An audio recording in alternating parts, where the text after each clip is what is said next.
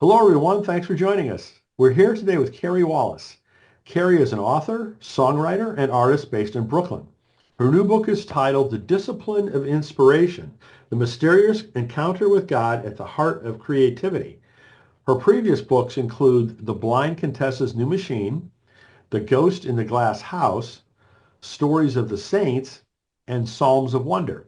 She's the founder of the Creative Discipline class, which helps people from all walks of life find inspiration and build strong creative habits to sustain a lifetime of creation. You can learn more about all of her work at careywallace.com. So Carey, congratulations on all of your work, and thank you so much for joining us. Oh, thank you so much for having me. I'm delighted to be here. So that was kind of a brief intro. So is there anything else that you want people to know about you? Oh, I mean, everybody has got a whole world in them beyond what you could put in a paragraph. But I think things that I'd like people to know, I love to make things, but I also love to fix things. So I really enjoy getting spoons from the thrift store and taking off 25 years of tarnish and seeing what's under there. Repairing damaged lace, taking things that people think are not worth anything and making them into something that's beautiful again is something I really enjoy. Oh, that's cool. So how did you get to here? Can you tell us about, how you became an author and, you Yeah, know, obviously you've published several different books and do other work as well. yeah, I became an author. I mean, I think I have to give that credit to my mother. One of the things that Picasso is credited with saying, I don't think he actually did not say this, but I think it's true enough that it's gone around the world under his name, which is that everyone is an artist as a child, but it's very hard to stay an artist as you grow up. And I believe that's a deep truth, whether or not Picasso actually said it. He said something much more complicated. Um, but my mom was a English teacher and a lover of books, and so she was training me both to be a reader and encouraging me to be a writer from a very young Wow. age. So I know a lot of people who have different stories where they were struggling with family expectations that wanted them to be something very different than creative, or thought that that was not something that should be a life's calling. It should be some kind of a sideshow to your central task of making your way in the world. And I had parents who really thought that that was something worth doing. And Hmm. I know you're an engineer. I come from a family of engineers, but also musicians. And Ah, so when I started to write, there were not a heck of a lot of fiction writers in the family, but there were people who had devoted life to an artistic craft. And their idea was, of course, you will practice. So, which is actually not what people tell writers. Like even when you go to like high-end writing schools, they actually do not necessarily talk to you very much about the practice of writing. They're going to talk to you about the craft and the mechanics but like, how do you actually get those words on the page day after day? And I had a huge clue to that, which was from the music world, you just spend the time every day, no matter what the day is. And that proved to be an extremely powerful tool in my life as an artist, and it is why I wrote this book because I could see the hmm. power of that, and I learned so much from like having that discipline from a very young age. So did you ever read Anne Lamott's Bird by Bird? I did, yes, she's wonderful. Right. So, she's a big advocate of, shitty first draft and practice and Exactly. Yep. butt, butt in the seat, Yep.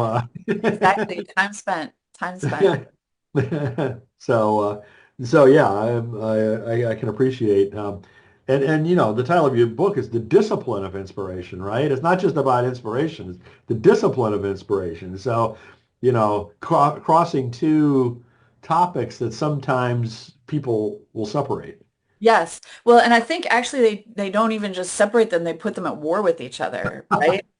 So there's a lot of people, inspiration really has quite a bad name. Like to the extent that we praise it, it's kind of woo-woo. Like, I was inspired to, we talk about it as the kernel of an idea. But oftentimes we're talking about it as being, I say this in the book, like you can get inspiration from a faux place or the correct real estate buy, or, you can be inspired to win a football game. It's a very hazy word in the way that we use it. And discipline commands a lot more respect from most people. A lot of people are like, the inspiration's worthless unless you have the discipline. But because I had the discipline, it was clear to me that the discipline is also worthless without the inspiration. Like if you are sitting there, you are waiting for something to come. And I think that that is especially clear for a writer who is literally dealing with a blank page, right? Mhm. So it might not be as clear to a musician that they are playing without inspiration because somebody has told them what notes to hit and they can kind of pretend to themselves that they're doing a good job by hitting those notes. But I think that the performances that really transform us are the ones that have this third element, without which a writer does not know what to put on a page. And a musician, even with all the right notes, does not really know how to play.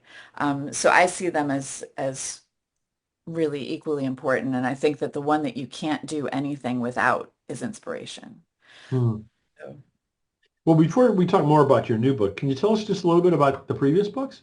Yeah, so the first book that I wrote that came out from a big publisher was called The Blind Contessa's New Machine. It was published by Penguin, and it is the story of the invention of the typewriter, which was invented by an Italian count for a blind woman so that she could write him letters. And this happened in the Ah, Italian countryside in the 18th century. And and what I was really interested in there was there's sort of a romance quadrangle that happens. But what I was really interested in was that as this woman goes blind, she discovers she can still see in her dreams. And so she develops this incredibly vivid dreaming life as she loses the sighted world. And then I went on to write several books for young people. I think young people are really the best readers. Like when I look at books that I read when I was young, I realize how much I brought to them yeah. because Yeah. so little of it is actually on the page when you go back looking for it. It's all what you brought as a child. And I really love writing for that audience. So I wrote a book called The Ghost in the Glass House, which came out from Clarion. And that is a book about a 12-year-old girl who falls in love with the ghost of a boy who can't remember who he was before he died. And that Oh, happens in this sort of seaside town, and, you know, among the children of the landed gentry. And it's an interesting little book. And then I wrote two books that are sort of like overtly religious books. Although the first one, Stories of the Saints, did not come out from a religious publisher. So it came out from what was at the time the largest independent publisher in the country, Workman. And it is a collection of stories of the Christian saints for kids.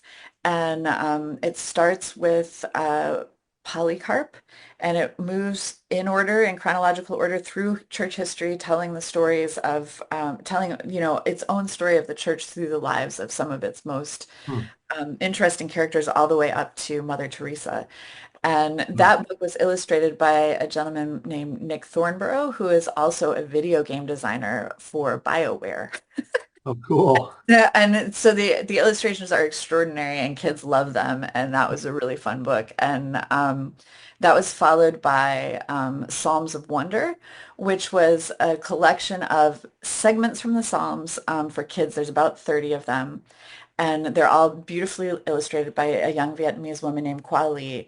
And the idea was to write poems that would be very memorable and captivating for kids, but also stay very close to the original language so that when they encounter those psalms as adults, they will sort of light up as something that they also heard and recognized as children. Very cool. Wow, that's quite a eclectic set of things Yeah, that you then, which is really impressive. yeah. One of the things that I think holds them all together, from the stories of you know, of a woman who has lost her sight to the stories of the saints, is I'm always interested in what we can't see and how Mm. it affects what we do see. And I think that Mm. that thread runs through all of those stories and everything else that I'll probably do. So, Interesting. Interesting. Well, let's talk about the new book. As I said, the title is The Discipline of Inspiration, The Mysterious Encounter with God at the Heart of Creativity.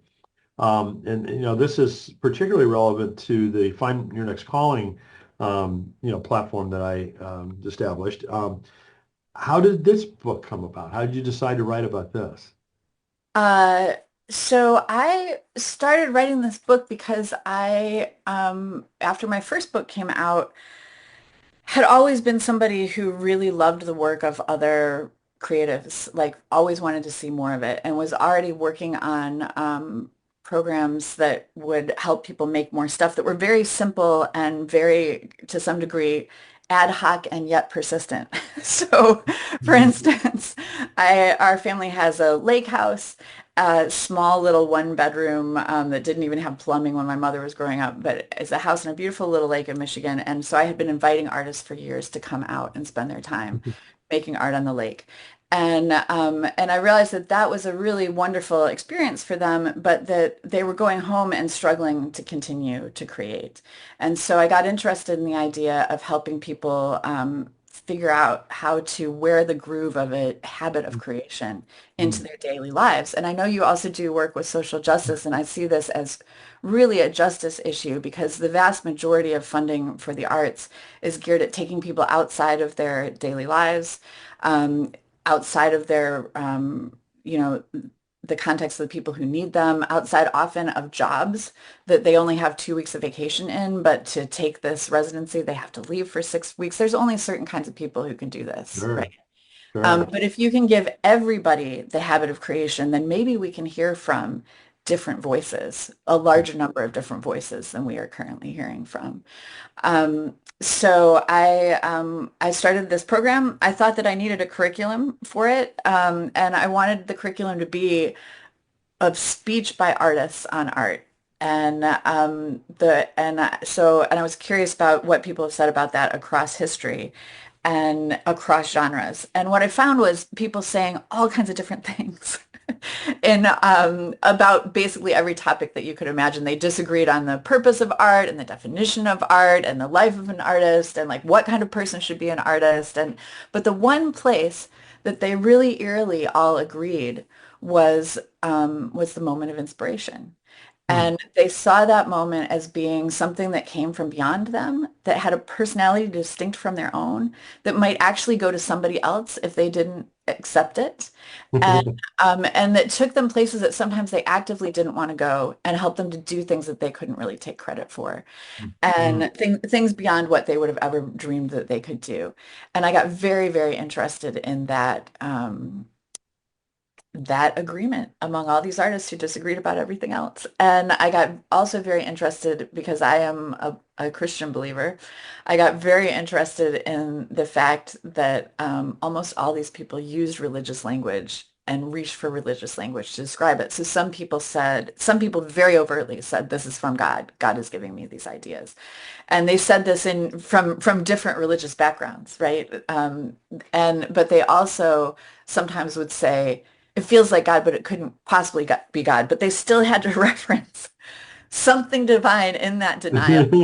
Well, what happens if we just believe this idea that it comes from God? Like, where does that take us? And I think it takes us some very interesting places, which is what I try to describe in the book. Wow, wow. Well, as we were talking before, I did a lot of work with Frederick Buechner, who, talked a lot about, his own inspiration and, where he, got a lot of his, insights and ultimately writing from. And it was very much that. Mhm. Yeah, But anyway, you have several interesting and profound statements in your book. So I'm going to ask you to speak about a few of them, if you sure. would. Right at the beginning of the book, you say, we must treat the word inspiration almost as much as the word love. So you touched on this a moment ago, but how do we mistreat the word inspiration? Well, I think we put it to work in way too many contexts. And I think we're never sure what we mean by it. So I think that we are stretching it and asking it to do things that and not supporting it with any real thought, right, about what it means. I think we do really similar things with love. They're both words that we use all the time. And they're words that people can use to each other and mean completely different things, right? So I would like to see that, like, I think a little bit more precision actually in both of those cases would serve us and the words well. Yeah, yeah. Well, what can you add a little bit of depth in terms of what you mean by inspiration? Yeah, so the conclusion that I came to is that it's that inspiration, um, I think is best defined along with two other things, which are talent and technique. And I think they are the three fundamental ingredients of art. And talent is just how easy it is for you to sing in tune or draw a face that looks like the person that you're trying to draw. And technique is the time that you spend in training, like the time you spend running scales, the time that you spend, painting a canvas, the skill that can be earned. And inspiration is the thing that lights both of those things up and transforms them into art. And without them, even really stunning displays of talent and technique don't really amount to much. And we have all like heard the yowling guitar solo that just leaves us cold, even though the person is incredibly talented, right? And then sometimes somebody who's just picking out, who has listened to a melody that they didn't know before they heard it and has picked out just the simplest little guitar line will bring us to tears because I think it is genuinely inspired, even though it's Mhm. not a display of talent or technique. So I define inspiration as that moment when something breaks in and tells us to do something we didn't expect to do, and that is leading us to create something in the world that wasn't there before. And I think that it's that word is used very widely. It's used, I say in the book, it's used, about faux places and football games, but it's largely used in the context of artistic achievement. And I actually think that the use in faux places in football games, although it is lazy and thoughtless usually, is also appropriate because I think that that element of inspiration is available to us everywhere. And that when we listen for it, anything that we do can be raised to an art form. Amen. Yep. Yep. So here's another statement from the book. Uh, I'm someone whose life has been saved by art again and again. That was you speaking in the book. Yeah. Can you share why you say that? Yeah, I think I'm not alone in this, which is part of why I wrote the book. I think there's actually like a much wider group of people who this is true of than would admit to it. But I'm somebody I'm somebody who has found companionship in songs and in books when I felt alone. And I'm somebody who has felt like I found a reason to live in those things at moments when it felt like otherwise it might have been easier not to. And I also feel like art has shown me ways to live that were better than the ways that I had before I came in contact with that art. So I think in all those ways it has saved my life. And I think that many people, if they thought hard about it, would discover that they have in big or small ways that that is also true of them. Mhm. Well, again, I think Buechner would agree with that based on my readings of his work. So here's another statement that I really like. The search of inspiration is a species of prayer. Yeah. So one of the things I do in the book is wonder, how do we get more inspiration, right? If it's the core of our all art, then as an artist, I greedily wanted to know how do I get more of it? And the conclusion that I came to is that the gesture that we're making in inspiration is to get out of the way of something that is not us, like a spirit beyond ourselves. And when I started thinking about that, I was like, virtually nothing in modern life teaches us how to do it. It's all about like trying harder and clenching more and thinking and you know control, basically methods of control in modern life. And so I was like, what can you do to get better at surrender? It's such a weird question. And but I realized what I realized was that in my spiritual life, the spiritual disciplines that I had practiced, which appear across religions and throughout time, things like fasting and prayer and poverty, silence, solitude, pilgrimage, that all of those things were also designed to get you out of the way so that a spirit bigger than yourself could enter, could find a place in the world through you. And so I started to think that the sum of human wisdom on how to surrender is found in those spiritual disciplines. And I think one of the most fundamental ones is prayer. And I think that, this sort of TV version of prayer is like, oh God, please, if you'll do this, I'll never do that again. Right? Right. Which everyone, including you, knows is a lie, even as you're saying it. But I think that the saner form of prayer, and to be clear, I think that all speech to God is sane. Like any honest speech devoted to God is sane, and is some of the only sane things that we can do if we believe or if we even suspect that there is a God. And but and I think it is actually important to like pour our hearts out to God and share things with God that we believe God already knows, right? There's something about the relationship there that is more important than whatever we think the theologies are. But but I do think that the most interesting thing, if there is a God, is to listen to God. And I think that that is the most important species of prayer is the listening. And I think that when we are searching for inspiration, we are searching for exactly that encounter with God that the mystic and the believer is also searching for in prayer. Well, I love one of the things that you said a moment ago was these were all practices that were designed to get yourself out of the way. Yep, amen. Amen. You know, that's pretty telling, Yeah. especially for an engineer like me. Well, we need engineers. You guys make the cars not crash and the bridges stand up. So I have nothing but respect for engineers. So here's one more statement that I really liked. The foundational element in an artist's relationship with God is love. Yeah, and I think this is really important. So these ideas I hope to some degree are actually very much a new entry into the conversation in this space, but to some degree they echo conversations that have been going on, since before the time of Christ about the idea of the muse who gives us art, right? And sometimes that's a human, sometimes that's our girlfriend, right, who's somehow giving us the art. But and there's a lot of work on the usefulness of the muse. Elizabeth Gilbert has a really interesting book on why she chooses to think about the muse as giving her her work. And it does a number of things for artists. It takes the pressure off of them because it also makes it, because it's not coming from them, their own limited resources, but they've got some bigger source. It also gets rid of the idea that like I said this thing. If you're saying something that like might be unpopular, it can be like, oh, the muse told me to say that. I don't think that, but the muse told me, to say this. So it has some interesting outcomes, but I also think that the idea of an unmoored muse is a dangerous idea. And I think that,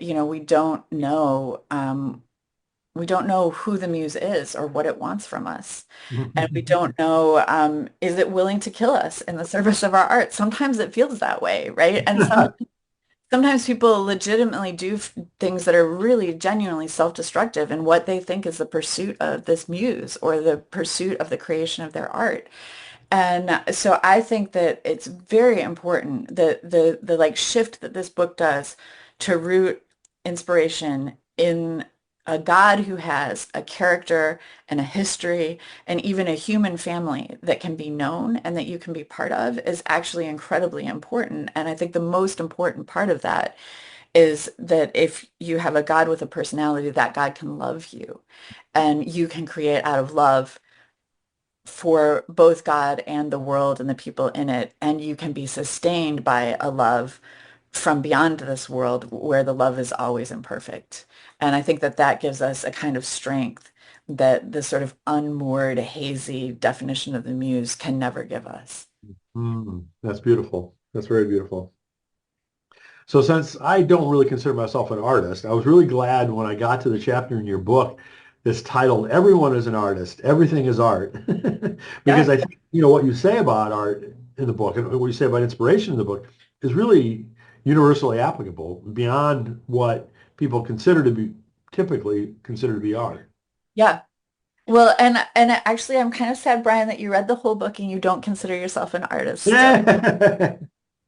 No, no, I'm not there. Sorry. But I would really strongly make that argument that I believe that I do believe in a God who created us and created us all individually and created us in God's image. And I believe that the most fundamental thing we know about God, actually, even before we get the idea that God loves us, we get the idea that God makes things, right?